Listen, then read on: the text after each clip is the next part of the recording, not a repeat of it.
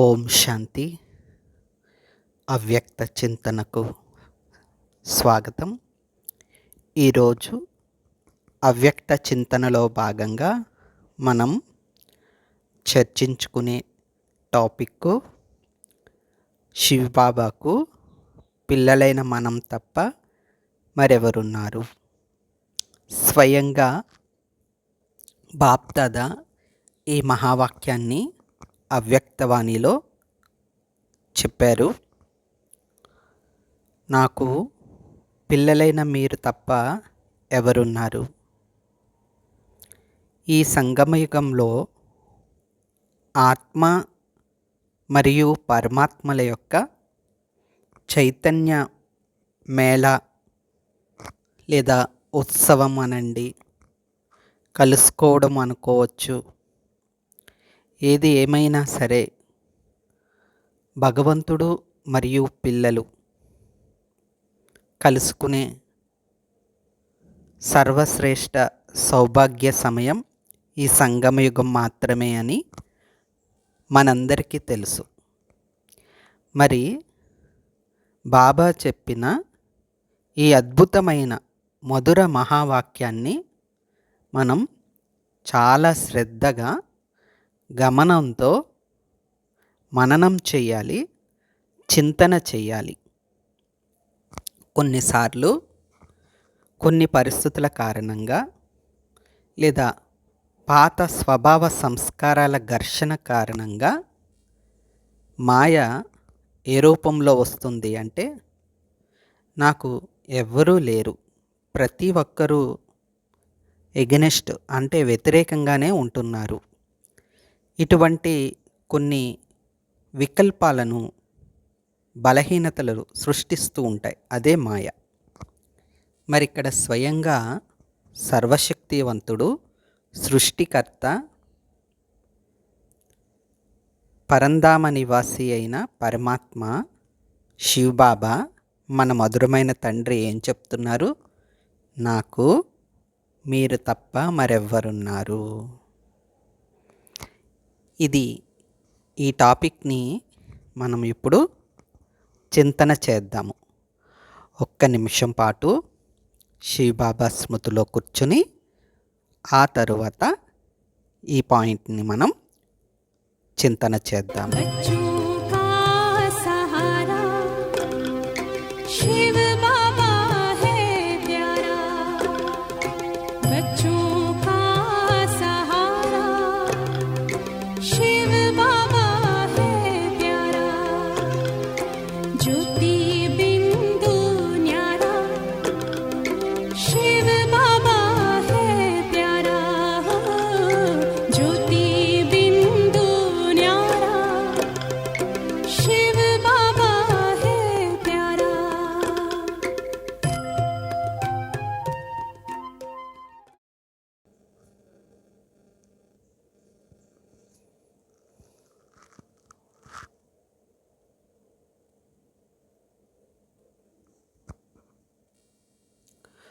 ఓం శాంతి.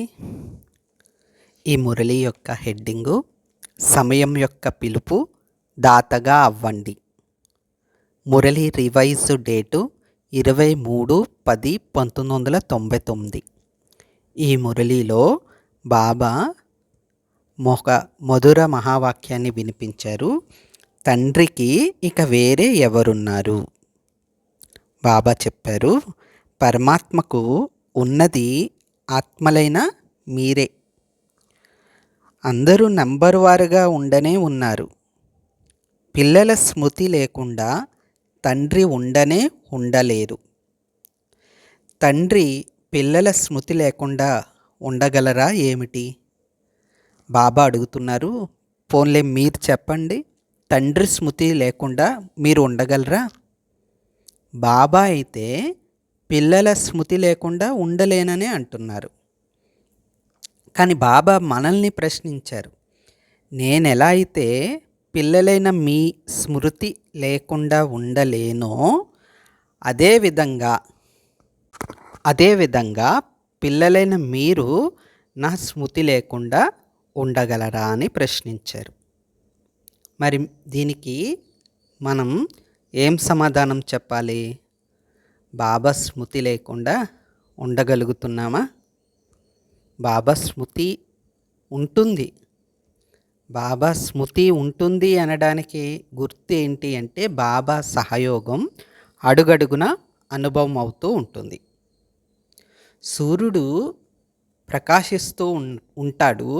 సూర్యుడి కిరణాలు నలువైపులా వెళ్తూ ఉంటాయి. కానీ మనం కిటికీ తలుపులు వేసేసామనుకోండి, డోర్లు వేసేసి లోపల కూర్చుంటే మరి సూర్యుడి యొక్క ప్రకాశం లోపలికి ఎలా వస్తుంది? అదేవిధంగా మనం బాబా ఎల్లప్పుడూ కూడా మనల్ని స్మృతి చేస్తూ ఉంటారు. ప్రత్యేకంగా స్మృతి చేస్తూ ఉండే సమయం కూడా ఉంటుంది. కానీ మనం ఎప్పుడైతే దేహభ్రాంతిలోకి వస్తున్నామో అప్పుడు బాబా యొక్క స్మృతి మనకి రిసీవ్ అవ్వట్లేదు. బాబా యొక్క స్మృతిని మనం అందుకోలేకపోతున్నాం. కాబట్టి మీరు నా స్మృతి లేకుండా ఉండగలరా అన్న బాబా ప్రశ్నకి సమాధానం ఎవరికి వాళ్ళమే స్వయానికి స్వయమే సమాధానం చెప్పుకోవాల్సిందే. మరి బాబా దీనికి ప్రశ్న వేసి తర్వాత ఏమన్నారంటే, అప్పుడప్పుడు తుంటరి వారిగా అయిపోతారు. పిల్లలైన మనం ఎలా అయిపోతుంటాం? అప్పుడప్పుడు తుంటరి వారిగా అయిపోతాం. తుంటరి వారు అంటే చెడు కాదు, కానీ తుంటరి వారిగా అయిపోతున్నామంట. మరి బాబా ఏమో ఇలా నడవండి అంటే ఒక్కోసారి నడుస్తూ ఉంటాం, ఒక్కోసారి ఓ 2 అడుగులు వెనక్కి వేస్తూ ఉంటాం, మళ్ళీ ముందుకు నడుస్తూ ఉంటాం. బాబా సైడ్ సీన్స్ చూస్తూ ఉండిపోకండి అంటే మనం ఏం చేస్తూ ఉంటాం? అప్పుడప్పుడు సైడ్ సీన్లో కూర్చుని ప్రశాంతంగా కూర్చుని ఆ సైడ్ సీన్స్ అన్నీ చూస్తూ సమయాన్ని, సంకల్పాన్ని వ్యర్థం చేసుకుంటూ ఉంటాం. బాబా ఏమో ఇంతటి విశేషమైన శ్రేష్ఠ ఖజానాలను ఇస్తూ ఉంటే వాటిని మనం ఒక్కోసారి మన బుద్ధి రూపీ జోలిలో వేసుకుంటుంటాం, ఒక్కోసారి మళ్ళీ కింద వేసేస్తూ ఉంటాం. బాబా ఏమో చక్కగా మన హృదయ సింహాసనంలో కూర్చోండి అంటే మనం ఒక్కోసారి దేహభ్రాంతి, దేహాభిమానం అనే మట్టిలో కాలు పెట్టి అక్కడ ఆడుకుంటూ అనారోగ్య పాలవుతాం, ఆత్మ అస్వస్థతలోకి వెళ్ళిపోతూ ఉంటాం. అంటే తుంటరివారు అనడానికి ప్రత్యేకంగా వివరణ అంతగా అవసరం లేదు. ఎందుకంటే ప్రతి ఒక్కరు కూడా గృహస్థ వ్యవహారంలో ఉన్నప్పుడు ఆ తుంటరితనం, పిల్లలు చేసే తుంటరితనం యొక్క పనులు ఎలా ఉంటాయన్నది అందరికీ అనుభవమే. ప్రత్యేకంగా వివరించాల్సిన అవసరం లేదు. అంటే ఈ పని చెయ్యండి అని తల్లిదండ్రులు అంటే చేస్తామని అంటారు, కానీ చెయ్యరు. ఒక పని చేయమంటే ఇంకొక పని చేస్తారు. ఇలా తుంటరితనం అన్నమాట. కాబట్టి ఒక్కొక్కసారి ఉంటాం, ఒక్కోసారి బాబా స్మృతిలో ఉంటాం, ఒక్కోసారి ఏంటంటే పరదా లోపల దాక్కుంటాం. హైడ్ అండ్ సీక్ ఆట ఆడుతూ ఉంటాం అన్నమాట. ఆ దొంగ పోలీస్ ఆట ఆడుతూ ఉంటారు కదా, ఆ విధంగా మనం ఒక్కోసారి బాబా నుండి దాక్కుంటాం అన్నమాట. బాబా అయితే ఎప్పుడు దాక్కోరు, ఎల్లప్పుడూ పిల్లలకి సహాయం చేయడానికి సిద్ధంగానే ఉంటారు. సంగమయుగం బాబా పరంధామం నుండి దిగి వచ్చింది ఎందుకు, ఎవరి కోసం? బాబా ఏమన్నారు ఈ మురళి మహావాక్యం? తండ్రికి ఇక వేరే ఎవరు ఉన్నారు? అందుకే కదా బ్రహ్మ బాబాలోకి ప్రవేశించిన తర్వాత మనందరినీ సంకల్పం ద్వారా సృష్టించారు, రచించారు, అందరినీ సెలెక్ట్ చేసుకున్నారు. ఎక్కడెక్కడో ఉన్న మనల్ని అందరినీ బాబా ఎంచుకున్నారు. మట్టిలో ఏరి ఈ రత్నాలని ఎంచుకున్నారు బాబా. మనం అందుకే కదా విశేష ఆత్మలం అయ్యాము. ఇంకా చిన్నపిల్లల్లాగా తుంటరి పనులు చేస్తూ ఉంటే అది బాబాకి నచ్చుతుందా? బాబాకి నచ్చుతుందా? తుంటరి పనులు అంటే అర్థం తెలియక చేయడం కాదు, తెలిసి చేయడమే. అదొక చిన్నపాటి అల్లరితనంతో చేసే పనులు. కాబట్టి మనకి జ్ఞానం అంతా తెలుసు. ఏ కర్మ చేస్తే ఏ ఫలితం వస్తుందో తెలియని బాబా పిల్లలం ఎవ్వరూ లేము. సమయం యొక్క మహత్వం తెలుసు. ప్రస్తుతం వర్తమాన సమయంలో సమయం ఎలా ఉందో అందరూ ప్రత్యక్షంగా చూస్తూ ఉన్నాం. ఏదైతే సంస్థ పట్ల వ్యతిరేకత వస్తుందో, సామాజిక మాధ్యమాల ద్వారా దుష్ప్రచారం జరుగుతూ ఉందో, ఇది అందరం చూస్తూనే ఉన్నాం. మరి మనందరితో పాటు బాబా కూడా చూస్తూ ఉంటారు. చూస్తూనే ఉండిపోరు. బాబా ఎప్పుడూ మనకి సహయోగం చేస్తూనే ఉంటారు. ఎందుకంటే ప్రత్యక్షత జరగాల్సే ఉంది. ఈ అద్భుతమైన డ్రామా చక్రంలో పరమాత్మ యొక్క ప్రత్యక్షత తప్పకుండా జరిగి తీరుతుంది. జయ జయధ్వనులు జరగాల్సిందే. ప్రత్యక్షత యొక్క డంక బాజాలు మోగాల్సిందే. కానీ దానికి నేను నిమిత్తమై నా అదృష్టాన్ని తయారు చేసుకోవాలనే శ్రేష్ఠ సంకల్పం మనం చేసుకోవాలి. శ్రేష్ఠ సంకల్పంతో పాటు మన వాచ కర్మన అదేవిధంగా లక్ష్యంతో పాటు లక్షణాలు కూడా ఉండాలి. ఇప్పుడు మనం బాబా గురించి, సంస్థ గురించి వ్యతిరేకంగా చెప్తున్నప్పుడు ఏదైతే ఫీలింగ్లోకి వచ్చి ఇలా జరగకూడదు కదా అని మనం భావిస్తున్నాం. బాబా గురించి చెప్పాలని ట్రై చేస్తున్నాం. కానీ బాబా మనకిచ్చిన హోంవర్క్, మనకిచ్చిన కర్తవ్యం గురించి ఒకసారి ఆలోచిస్తే, ఇప్పుడు ఈ వ్యతిరేకత గురించి ఎవరు ఎన్ని చెప్పినా సత్యం సత్యమే. సత్యమైన భగవంతుడు, సత్యం శివం సుందరమైన పరమాత్మ శివుడు సత్యమే. ఇది ఎప్పటికైనా ప్రపంచం గుర్తించాల్సిందే. మనం ఏది చెప్తున్నామో ఇప్పుడు అంతా జరుగుతుందో అదంతా కూడా చాలా యాక్యురేట్గా జరుగుతుంది. కానీ బాబా అంతకన్నా గొప్ప కార్యం మనకిచ్చారు, కర్తవ్యం మనకిచ్చారు. అదేంటి అంటే మనసు ద్వారా, వాచ ద్వారా, కర్మణ ద్వారా అంటే ప్రవర్తన ద్వారా, సంబంధ కార్య వ్యవహారాల ద్వారా తండ్రిని ప్రత్యక్షం చేయటం. మరి ఎందుకు బాబా తండ్రికి మీరు తప్ప ఇంకెవరున్నారు అన్న మాట ఎందుకు అన్నారు మురళిలో అంటే, బాబా యొక్క కార్యం అనేది, ఈ మహాన్ కార్యం అనేది పిల్లలైన మన ద్వారానే జరగాలని బాబాకి శుభ ఆశ. బాబా సర్వశక్తివంతుడు. ఒక్క సెకండ్లో సత్యుగాన్ని తీసుకురావాలంటే ఎంత సమయం పడుతుంది బాబాకి? ఒక్క సెకండ్లో చేయాలనుకుంటే. కానీ ఆ ప్రాప్తి అనేది మనకి లభించాలి. కాబట్టి బాబా నిష్కామిగా అయ్యి, బాబా ఒక్కరే కదా నిష్కామి, మిగతా వాళ్ళం అందరం కర్మఫలం అనుభవిస్తాం కదా, తప్పకుండా ప్రాప్తి అనేది తీసుకుంటాం. కాబట్టి బాబా ఏం చెప్తారు? నేను సత్యుగంలోకి రాను, స్వర్గంలోకి రాను, పిల్లలైన మీకే పంపిస్తాను. కాబట్టి తండ్రికి మీరు తప్ప ఇంకెవరున్నారు అన్న మాధుర మహావాక్యంలోని అంతరార్థం ఏంటి అంటే, తండ్రి యొక్క మహాన్ కర్తవ్యాన్ని లేదా గొప్ప కార్యాన్ని మనం సాకారం చేసి చూపించాలి. ఈ మహావాక్యం మనం చింతన చేస్తే, విచారసాగర మథనం చేసినట్లయితే, అది మధువనంలో ఉన్న, లేకపోతే పెద్ద పెద్ద సెంటర్స్లో ఉన్న, సేవా కేంద్రాల్లో ఉంటున్నా, లేకపోతే గీతా పాఠశాలలో ఉంటున్నా, ఎక్కడున్నా మనం ఒక ఈశ్వరీ విద్యార్థిగా అయ్యి ఈ మహావాక్యాన్ని ఒకసారి చింతన చేసినట్లయితే, బాబాకు నేను తప్ప మరెవ్వరూ లేరు, నేను బాబా తప్ప నాకు మరెవ్వరూ లేరు. ఏక్ బాబా దూసరా నా కోయి అంటాం, పాట కూడా పాడతాం. కానీ మనసు పరంగా మనం అందరితోనే ఉంటాం, ప్రతి ఒక్కరితోని సంబంధ కార్యవ్యవహారాల్లోకి రావాల్సిందే. ఎందుకంటే ఇది ప్రవృత్తి మార్గం, ఒంటరిగా ఉండే మార్గం కాదు, నివృత్తి మార్గం కాదు.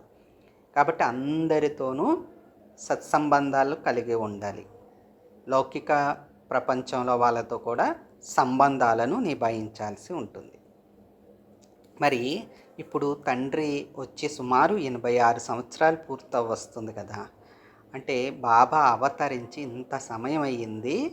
మరి లౌకికంలో కూడా తండ్రి పిల్లలకు జన్మనిచ్చి పెంచి పోషించి విద్యాబుద్ధులు నేర్పించి ఒక వృత్తి వరకు చేరుస్తారు, సెటిల్మెంట్ చేస్తారు కదా. మరి ఇక్కడ కూడా పరమాత్మ మన ప్రాణప్రియమైన తండ్రి శివబాబా ఇన్ని సంవత్సరాలు సంగమయుగంలో మనకి పాలన చేసి జ్ఞానయోగాలతో అలంకరణ చేసి ఉన్నతంగా తీర్చిదిద్దారు అంటే ఇప్పుడు మన కర్తవ్యం ఆ రుణం తీర్చుకోవాల్సిన సమయం వచ్చింది.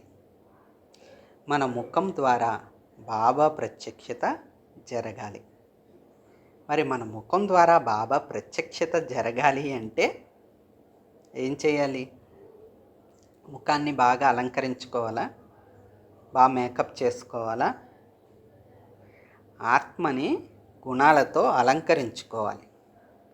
ధర్మం బద్దలైన భూమి బద్దలైనా సరే ధర్మాన్ని వదలకూడదు అంటారు బాబా. భూమి బద్దలైనా సరే ధర్మాన్ని వదలకూడదు. ఇది మన పవిత్రత యొక్క కంకణానికి గుర్తుగా ఈ విషయాన్ని మనం అనుభవం చేస్తూ ఉంటాం, చర్చించుకుంటూ ఉంటాం. మరి అదేవిధంగా మనం మనసులో స్ట్రాంగ్గా దృఢంగా నిలబడాలి. మనం బాబా ప్రత్యక్షత జరిగేందుకు నేను ఒక ఇన్స్ట్రుమెంట్ని. ఎందుకు అంటే తండ్రికి నేను తప్ప ఎవరున్నారు? బాబా ప్రతిరోజు పరంధామం నుండి వస్తారు, అమృత వేళలో నన్ను కలుసుకుంటారు, మరి పాలన చేస్తారు, ప్రేమనిస్తారు, ప్రీతినిస్తారు, సర్వగుణాలతో అలంకరిస్తారు. మరి ఇవన్నీ చేస్తున్నారు. దానికి బదులుగా రిటర్న్గా నేను బాబా చెప్పినట్లుగా తయారవ్వాల్సిందే అన్న మనం స్ట్రాంగ్గా ఉండాలి. మనసా వాచా కర్మన స్ట్రాంగ్గా ఉండాలి. ఈ సామాజిక మాధ్యమాల ద్వారా మనం బాబా యొక్క ప్రత్యక్షత చెప్తూ ఉన్నాం, అందరికీ తెలియపరుస్తూ ఉన్నాం, సభ్యతతో సత్యతని నిరూపించే ప్రయత్నం చేస్తూ ఉన్నాం. ఇది ఒక ఎత్తు. ఇంకా ఒక ఉన్నతమైన మార్గము బాబా చెప్పారు, మనస్సు ద్వారా వైబ్రేషన్లను వ్యాపింపచేయటం. వ్యర్థం అనే దానికి అస్సలు అవకాశం ఇవ్వకూడదు. తండ్రికి పిల్లలైన మనం తప్ప వేరే ఎవ్వరూ లేరు అన్నప్పుడు మరి మనం మన భుజస్కంధాలపై బాబా యొక్క కర్తవ్యాన్ని మోస్తూ బాబాను ప్రత్యక్షం చేసే శ్రేష్ఠ కార్యాన్ని చెయ్యాలి. కొంతమంది అడుగుతారు సంస్థకి డబ్బులు ఎలా వస్తాయి అనేసి. దానికి కూడా వివరణ అందరూ చాలా చక్కగా చెప్తూ ఉన్నారు. ఎవరైతే వీడియోలు చేస్తున్నారో వాళ్ళందరూ చాలా యాక్యురేట్గా సత్యతని సభ్యతాపూర్వకంగా తెలియచేస్తూ ఉన్నారు. అయితే ఇప్పుడు ఎవరైతే ప్రచారం చేస్తూ ఉన్నారో వాళ్ళు తెలియక చేయట్లేదు. బాబా మనకేమన్నారు, తుంటరైపోతున్నారు, అప్పుడప్పుడు దాక్కుంటున్నారు, అప్పుడప్పుడు సైడ్ సీన్స్ చూస్తున్నారు అని అన్నారు కదా. కానీ బయట వాళ్ళు అలా కాదు, అజ్ఞానంతో కాదు, తెలిసే వాళ్ళు ఆ విధంగా చెప్తూ ఉన్నారు. ఎలా అయితే ఆదిలో యాంటీ ఓం మండలి అనేది వచ్చిందో దాన్ని చాలా విజయవంతంగా జయించుకుని వచ్చిందో ఈ సంస్థ, బాబా స్థాపించిన ఈ సంస్థ, అదేవిధంగా ఇప్పుడు అంతిమ సమయంలో బాబా ఏం చెప్తారు, మాయ ఊరికే ఉండదు, అన్ని రూపాలను కూడా ధారణ చేసి మహారూపంలో వస్తుంది, ఒక్కసారిగా చూపించి వెళ్ళిపోతుంది అంటారు. ఆ విధంగా ఎంతమంది వ్యతిరేకంగా మాట్లాడినా సరే అది మాట్లాడనివ్వచ్చు. కానీ ఎంతగా మాట్లాడతారో అంతగానే మహిమ కూడా చేసి తీరుతారు. ఇది డ్రామాలో ఉంటుంది. అర్థమవుతుందా? కాబట్టి వాళ్ళు చేసేది వాళ్ళు చేస్తారు. బాబా ఏమంటారు, మాయ పని మాయ చేస్తుంది, మీ పని మీరు చేయండి. అదేవిధంగా ఈ వ్యతిరేకత పట్ల ఎవరైతే నిమిత్త ఆత్మలు ఉన్నారో వాళ్ళు ఎంతో శ్రమ చేసి బాబా యొక్క పేరుని ప్రత్యక్షం చేసేందుకు ప్రయత్నిస్తున్నారు. మరి మిగతా విద్యార్థులమైన మనం ఏం చేయాలి అంటే శ్రేష్ఠ సంకల్పాలను చేయాలి. వ్యర్థం అస్సలు ఉండకూడదు. ఇప్పుడు సమయం చాలా నాజూకు స్థితిలోకి వెళ్తుంది. సమయం యొక్క మహత్వం అనుసారంగా బాబా ఏం చెప్పారు, తండ్రికి ఇక ఎవరున్నారు మీరు తప్ప అని ఎందుకన్నారంటే, బాబా చెప్తున్నారు, పిల్లలు ఇప్పుడు సమయం ఎలా ఉందో తెలుసా? సమయం యొక్క పిలుపు దాతగా అవ్వండి. ఎలా అవ్వాలి? దాతగా అవ్వాలి. ఎందుకంటే పూర్తి విశ్వంలో ఆత్మలు ఓ మా ఇష్ట దేవతల్లారా అని పిలుస్తున్నారు. మరి నేను ఇష్ట దేవతనే కదా. నాకు కూడా కొంతమంది భక్తులు ఉన్నారు. ఆ భక్తులు ఇప్పుడు ఎలా ఉన్నారు? నా స్థితి ఎలా అయితే కింద పడిపోయి ఉన్నప్పుడు బాబా వచ్చి మళ్ళీ పైకి తీసుకొచ్చారో, అలాగే ఇప్పుడు నా భక్తుల్ని కూడా నేను బాబా యొక్క స్మృతిని ఇప్పించి, బాబా యొక్క గుణాలను ఇస్తూ, శక్తులను ఇస్తూ వాళ్ళని కూడా జాగృతం చేయాలి. ఇప్పుడు మనకి భౌతికంగా తెలియదు ఎవరు ఎక్కడ ఉన్నారో, ఇంకా రావాల్సిన బాబా పిల్లలు ఎంతమంది ఉన్నారో, తయారవ్వాల్సింది ఇంకా ఎంతమంది ఉన్నారో మనకి తెలియదు. కానీ బాబా చెప్పింది చేస్తే చాలు. కొంతమంది చూడండి, నేను చెప్పింది కళ్ళు మూసుకుని చేయండి, మీకు అంతా బాగా జరుగుతుంది, మీకు తెలీదు నేను చెప్తున్నాను కదా వినండి అంటారు. అదేవిధంగా మనం కూడా కళ్ళు మూసుకుని బాబా చెప్పినట్లు యథార్థంగా మనకు నచ్చినట్లు కాదు, మనకు నచ్చినప్పుడు కొన్ని పాయింట్లు తీసుకుని, నచ్చినప్పుడు వేరే పాయింట్లు తీసుకుని, ఇది ఇలా బాబా చెప్పారు కదా ఇలా చేయకూడదని అలా కాదు, యాక్యురేట్గా శ్రీమతానుసారం మనం ఉన్నప్పుడు మన ద్వారా బాబా ప్రత్యక్షత జరుగుతుంది. ఇప్పుడు చూడండి, తండ్రి వయసు అయిపోయినప్పుడు, వృద్ధాప్యం వచ్చినప్పుడు పిల్లలు ఎంత బాధ్యతగా చేయాలి తల్లిదండ్రులకి. అలాగే బాబా ఇప్పుడు వతనానికి వెళ్ళి కూర్చున్నారు, సూక్ష్మంగా ఉన్నారు. సూక్ష్మవతనంలో బాప్దాదా మనందరి కోసం చాలా సేవ చేస్తున్నారు. మనం కూడా అంతే వేగంతో, తీవ్ర వేగంతో సేవ చేయాలి. ఎక్కడ కూడా వ్యర్థానికి చోటు ఇవ్వకూడదు. ఇవ్వాల వ్యర్థానికి చోటు. ఇంకా పలానా అక్కయ్య గౌరవం ఇవ్వలేదు, పలానా అన్నయ్య ఇలా అన్నారు, ఇవన్నీ తుంటరితనమే కదా. ఇప్పుడు సమయం ఎలా ఉంది, మన యొక్క పురుషార్థం ఎలా ఉంది అనేది ఎవరికి వాళ్ళు చెక్ చేసుకోవాల్సిన పరిస్థితి. రిజల్ట్ అనౌన్స్ అయ్యే సమయం వచ్చేస్తుంది కాబట్టి, ఇంకా ఏదైతే కొద్ది సమయం మార్జిన్ ఉందో ఆ మార్జిన్లో మనం ఏవైనా చేసి ఉంటే వాటిని క్లియర్ చేసుకుని మంచి మార్కులతో పాస్ చేసుకునే అవకాశం, గోల్డెన్ ఛాన్స్ ఇంకా కొద్దిగా ఉంది కాబట్టి, పురుషార్థం చేసేందుకు సమయం అనుకూలంగా ఉంది కాబట్టి.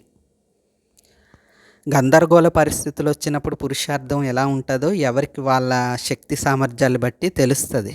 కాబట్టి ఇంకా ప్రశాంతంగా ఉన్న ఈ వాతావరణంలో బాబా మురళిని వింటూ, బాబాతో యోగం చేస్తూ మనసుని స్ట్రాంగ్గా చేసుకోవాలి. ఎలా అయితే పరిస్థితులు వస్తాయో ఆ పరిస్థితి సమయంలో మనసు యొక్క స్థితి అనేది దృఢంగా ఉండాలి, ఉన్నతంగా ఉండాలి. దానికి బాబా ఏం చెప్తారు, బహుతు కాల అభ్యాసం అంటారు. చాలా కాలము అభ్యాసం ఉండాలి. చాలా కాలము అభ్యాసం ఉండాలి అంటే చాలా కాలం పాటు దీర్ఘంగా అదే స్థితి ఉండగలగాలి, మధ్యలో బ్రేక్స్ రాకూడదు. కాబట్టి బాబా అంటున్నారు, మీరు ఇష్ట దేవతలు కదా, మీ భక్తుల పిలుపులు వినిపించట్లేదా అంటున్నారు బాబా. ఎందుకంటే ఫిర్యాదుల మాలలు పడిపోతాయి. పలానా వాళ్ళు మాకు చెప్పలేదు భగవంతుడి గురించి, ఇలా ఫిర్యాదుల మాల ఇష్టమా మీకు ధరించటం? పుష్పాల మాల వేసుకుంటారా, ఫిర్యాదుల మాల వేసుకుంటారా? బాబా మనకే ఇచ్చారు ఛాన్స్. ఏ మాల కావాల్స్తే ఆ మాల వేసుకోండి. మీరు ఎలాంటి వారు? పూజ్యులు కదా, ఇష్ట దేవతలు కదా. అంతేగాని పెద్ద పెద్ద వాళ్ళు ఎవరైతే ఉన్నారో వాళ్ళే దాతలుగా అవుతారు, మేమెక్కడ అవుతాంలే అని అనుకోకండి అంటున్నారు బాబా.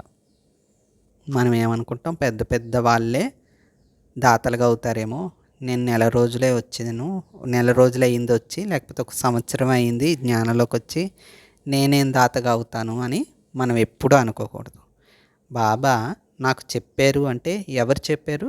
భగవంతుడు చెప్పారు, సత్యమైన వారు చెప్పారు కాబట్టి అది సత్యమే అవుతుంది. బాప్దాదాకు తెలుసు, ఒక నెలవారు కానీ ఒక సంవత్సరం లేక 6 నెలల వారిగా అయినా ఉండొచ్చు, ఒక సంవత్సరం వారైనా సరే మిమ్మల్ని మీరు బ్రహ్మ కుమారి కుమారులని పిలిపించుకుంటారు కదా. కాబట్టి ఏ వస్తువు లభిస్తుందో దాన్ని ఇవ్వడం ప్రారంభించండి, దానం చేయండి అంటున్నారు బాబా. బాబా అంటారు, ఇస్తూ ఉండడమే తీసుకోవటం, పంచుతూ ఉండడమే పెరగటం అని బాబా చెప్తారు. కాబట్టి నిరంతరం మనకి ఇదే చింతన నడుస్తూ ఉండాలి. బాబాకు నేను తప్ప ఎవరున్నారు, నాకు బాబా తప్ప మరెవరున్నారు. ఇది కేవలం ఈ యుగం వరకే. సంగమ యుగంలో ఎంతగా అయితే మన బుద్ధి తాడు బాబాతో క్లియర్గా క్లీన్గా అటాచ్ అయి ఉంటుందో, కనెక్ట్ అయి ఉంటుందో, ఇక మిగిలిన అన్ని జన్మలు కూడా సత్య త్రేత ద్వాపర కలియుగాలన్నీ కూడా కుటుంబాల వారితో అంతగా ప్రేమ ఆప్యాయతలు ఆత్మీయతలు మంచి మంచి సంబంధాలు ఉంటాయి. ఎప్పుడైతే ఈ సంగమ యుగంలో ఆత్మ అయిన నేను నా తండ్రి పరమాత్మతో శివబాబాతో సర్వ సంబంధాల యొక్క రసం అనుభవం చేసుకుంటానో, ఆ రసం ఆత్మ లోతుల్లోకి నిండిపోయి ఉంటుందో, ఆత్మ నిండుగా అయిపోతుందో, పరమాత్మ యొక్క సర్వ సంబంధాల రసంతో ఎప్పుడైతే పూర్తిగా సంపన్నంగా అయిపోతుందో, ఆ సంపన్నంగా అయిందే సత్యత్రేత ద్వాపర కలియుగాల నుండి భౌతిక రూపంలోకి వస్తాయన్నమాట. ఇప్పటి ఈ సంగమయుగం యొక్క అనుభూతులే ఎవరితో? బాబాతో మాత్రమే, శివబాబాతో మాత్రమే ఆ అనుభూతి చేసామనుకోండి, ఆ రసానుభూతి ప్రభావం మిగతా జన్మల్లో ఆయా సంబంధాల రూపం ద్వారా మనకి ప్రేమ ఆత్మీయతలు అనుభవం అవుతాయి. ఇప్పుడు బ్రాహ్మణ పరివారమే. బాబా ఏమంటారు? సోదర సోదరీలు కూడా పనికిరాదు, సోదర దృష్టి పక్కా చేసుకోండి అంటారు. అర్థమవుతుందా? మాయ సోదర సోదరి దృష్టిని కూడా హెచ్చుతగ్గులు చేసేస్తుంది. కాబట్టి ఆత్మ సోదర, నేను ఆత్మ సోదర, బాయి దృష్టిని పక్కా చేసుకోండి అంటారు. అంతే తప్ప పలానా ఆత్మ బాగా పాలన చేస్తుంది, వీళ్ళు నాకు తల్లి లాంటి వారు, వీళ్ళు నాకు అక్క లాంటి వారు, వీళ్ళు ఎంత మంచివారు, ఇది మాయా చూపించే రూపం సంబంధం. ఆ అక్క లేదా అమ్మ వీళ్ళని ఎవరిచ్చారు, వీళ్ళలోకి అంత ప్రేమని ఎవరు నింపారు? ఆ నింపిన వారు పరమాత్మ శివబాబా. వారిని మిగతా వాళ్ళకి గౌరవం ఇస్తాం మనందరం, కానీ ఇక్కడ మాత్రం ఈ సంగమయుగంలో మన యొక్క సర్వ సంబంధాల రసానుభూతిని బాబాతో ఎంతగా చేసుకుంటామో అంతగా మనకి శ్రేష్ఠ ఫలం అనేది లభిస్తుంది. తల్లి తండ్రి గురువు స్వామి సఖ, ఇంకా బాబా చెప్తూ ఉంటారు, నన్ను మీ కొడుకుగా చేసుకోండి, పూర్తిగా ట్రస్టీగా అయ్యి నాకు అర్పించండి, మీకు నేను మళ్ళీ అన్ని యుగాలు కూడా నేను మీకు సమర్పిస్తాను అంటారు బాబా. ఆ విధంగా మనం ఎంతకాలం నుండి జ్ఞానంలో వచ్చామన్నది ఆ సబ్జెక్టు కాదు. మనం ఆ రోజు మురళి విన్నాము, బాబాతో కనెక్ట్ అయ్యాము, యోగం చేస్తున్నాము, బాబా చెప్పిన ఈ కర్తవ్యంలో ఒక భాగం అవుదాము అన్న శ్రేష్ఠ సంకల్పం రావాలి. బయట వాళ్ళు ఏం చేస్తున్నారు, బాబా గురించి ఏం చెప్తున్నారు, అదంతా కాదు. బాబా నా కోసం ఏం చెప్పారు, బాబా గురించి నేనేం చేయాలి, ఇది మెయిన్ సబ్జెక్టు మనం ఆలోచించాల్సింది. ఎందుకంటే బయట వాళ్ళు తెలుసో తెలియక ఇప్పుడు అంటూ ఉంటారు, రేపొద్దుట తెలుసుకున్న తర్వాత వాళ్ళే మనకన్నా ఎక్కువగా చెప్తూ ఉంటారు. ఎందుకంటే బాబా అంటారు కదా, వార్తాపత్రికల ద్వారా ఏదైతే దుష్ప్రచారం జరిగిందో అవే వార్తాపత్రికలు, అంటే అదే మీడియా మళ్ళీ త్వరలో బాబా గురించి మంచిగా నలువైపులా బాబా పేరుని రాస్తారు, చెప్తారు. అది జరిగేవే ఉన్నాయి, అన్నీ జరిగేవే ఉన్నాయి. ఎప్పుడు మనం కూడా అందులో ఒక ఇటుక అవ్వాలి, మనం కూడా అందులో ఒక మంచి భాగం అవ్వాలి. అంటే మన మనసు వాచ కర్మన బాబా చెప్పినట్లుగా ఉంచుకోవాలి. కాబట్టి బాబాకు నేను తప్ప మరెవరున్నారు, ఎంత గొప్ప మహావాక్యం చూడండి. ఈ వాక్యాన్ని చింతన చేసి మనం బాబా స్మృతిలో ఉందాం. ఆత్మిక తండ్రికి ఆత్మిక పిల్లల యొక్క ఈశ్వరీయ మధుర స్మృతులు, శుభోదయం మరియు నమస్తే. బాబా నమస్తే.